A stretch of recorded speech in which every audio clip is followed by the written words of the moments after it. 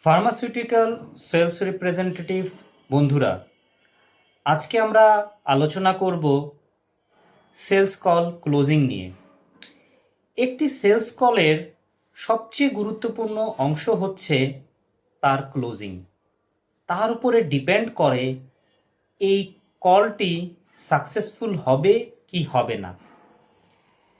কিন্তু প্রায়ই দেখা যায় আমাদের সেলস রিপ্রেজেন্টেটিভ বন্ধুরা বছরের পর বছর, দিনের পর দিন একই স্টাইলে সেলস কল ক্লোজিং করে যাচ্ছেন, যার মাধ্যমে আসলে তার যে কাস্টমার সে কনভিন্স কিনা বা ডক্টর সাহেব প্রেসক্রিপশনে তার ব্র্যান্ডটি লিখবেন কিনা এটা আসলে বোঝা যায় না।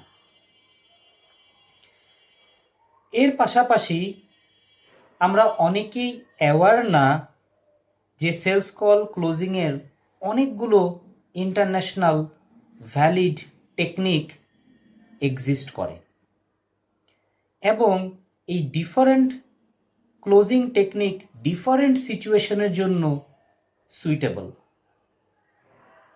সেই জন্য আমরা এই একই সেলস ক্লোজিং টেকনিক, যে স্যার আমার ব্র্যান্ডটি লিখবেন, পছন্দ হলো কি না আমার দিকে খেয়াল রাখবেন, বা আমি কি আশা করতে পারি যে আপনার ডেইলি প্র্যাকটিসে আমার এই দুটো ব্র্যান্ড আপনি লিখবেন, এই ধরনের খুবই সাধারণ এবং গতানুগতিক ক্লোজিং করে থাকি,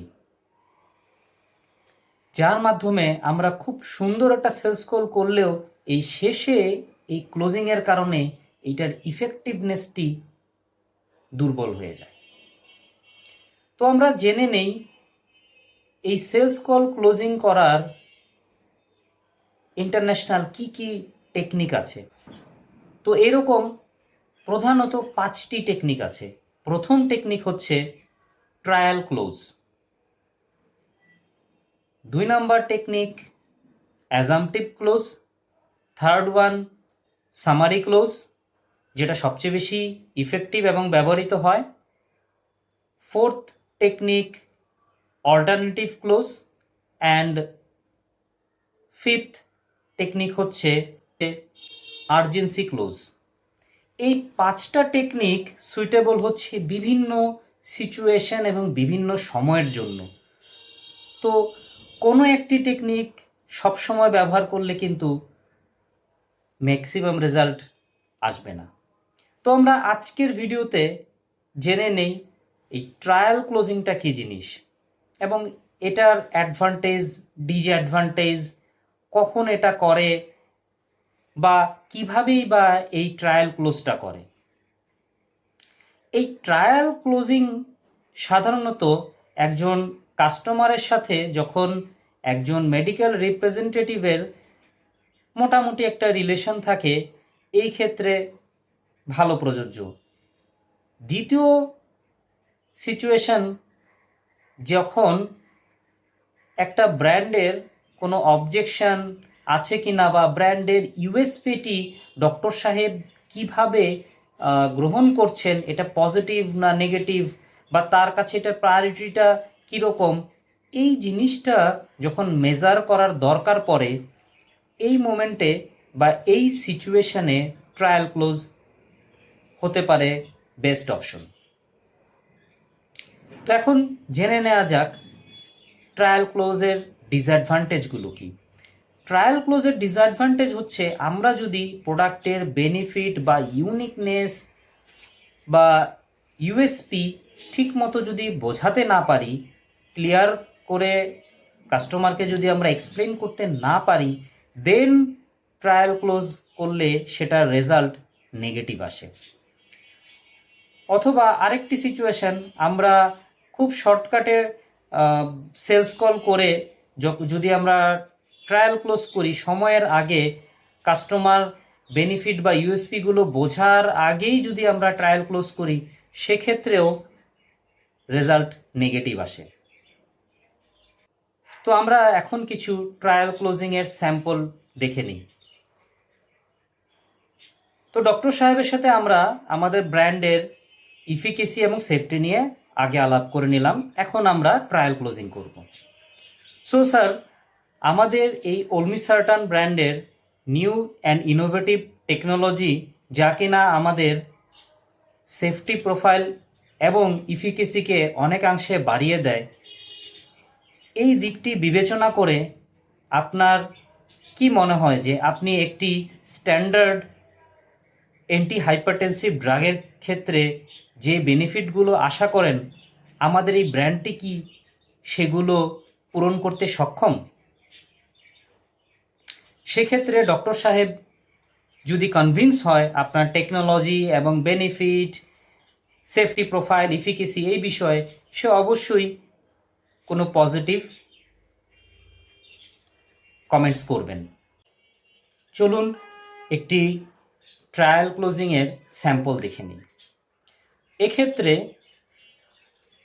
আমরা আগেই ডক্টর সাহেবের সাথে আমাদের ইউনিক টেকনোলজি ব্যবহার করে একটি ব্র্যান্ড তৈরি করা হয়েছে এবং যার ফলে ডোজিং ফ্রিকোয়েন্সিটা কম হচ্ছে এ নিয়ে আলাপ করেছি।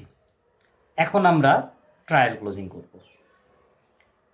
তো স্যার, আমাদের এই ব্র্যান্ডটি ইউনিক এবিসিডি টেকনোলজি ব্যবহার করে তৈরি করার ফলে বিডি ডোজ দিলেই হচ্ছে, যেখানে কম্পিটিটরের দিনে 3 বার দিতে হচ্ছে। তো আপনি সবসময় আপনার পেশেন্ট কমপ্লায়েন্সকে প্রায়োরিটি দিয়ে থাকেন। সেক্ষেত্রে আপনি কি মনে করেন আমাদের এই ব্র্যান্ডটি আপনার পেশেন্ট কমপ্লায়েন্স 100% ইনশিওর করতে সক্ষম?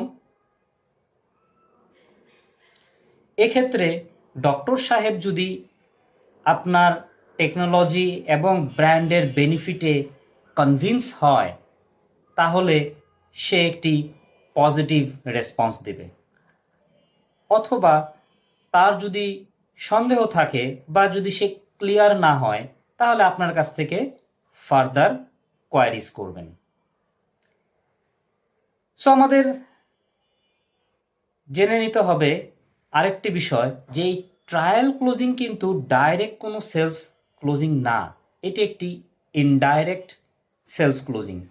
সো এটা শুধুমাত্র সুইটেবল সেক্ষেত্রেই যে ক্ষেত্রে আপনি কাস্টমারকে অ্যাসার্টিভ ওয়েতে অ্যাপ্রোচ করার খুব একটা দরকার নাই, একটু লেস অ্যাসার্টিভ অ্যাপ্রোচ করলেও চলে। এবং সেক্ষেত্রে এটি প্রযোজ্য হবে না যখন এই যে ধরনের কাস্টমারকে আপনার খুব অ্যাসার্টিভ ওয়েতে অ্যাপ্রোচ করতে হয়, সেক্ষেত্রে কিন্তু এই ট্রায়াল ক্লোজ সুইটেবল হবে না। সেক্ষেত্রে আপনি আদার্স যে 4 প্রকারের ক্লোজিং আছে সেখান থেকে যে কোনো একটি বা যেই সিচুয়েশনের সাথে যেই ক্লোজিংটি অ্যাপ্রোপ্রিয়েট হয় সেটি ব্যবহার করতে পারেন। তো আশা করব বন্ধুরা ট্রায়াল ক্লোজিং বিষয়টি বুঝতে পেরেছেন এবং ক্লোজিংয়ের বিভিন্ন টেকনিক আপনারা বুঝতে পেরেছেন, যার ফলে এই গতানুগতিক যে লেস ইফেক্টিভ ক্লোজিং সেখান থেকে আপনারা বেরিয়ে আসতে সক্ষম হবেন এবং সিচুয়েশন ওয়াইজ আপনাদের ক্লোজিংকে টেইলরমেড করে কাস্টমার ফ্রন্টে একটি strong and effective sales call করতে সক্ষম হবেন। তো আপনারা যদি এডিশনাল বাকি 4টি ক্লোজিং টেকনিক জানতে চান, তাহলে অবশ্যই কমেন্ট বক্সে কমেন্ট করেন। এছাড়াও বাকি যেই 4 প্রকারের ক্লোজিং টেকনিক আছে সেগুলো কিভাবে করে এবং মোস্ট সুইটেবল সিচুয়েশনগুলো কি কি, এ বিষয়ে যত দ্রুত সম্ভব আমি আপনাদের সাথে ভিডিও শেয়ার করব।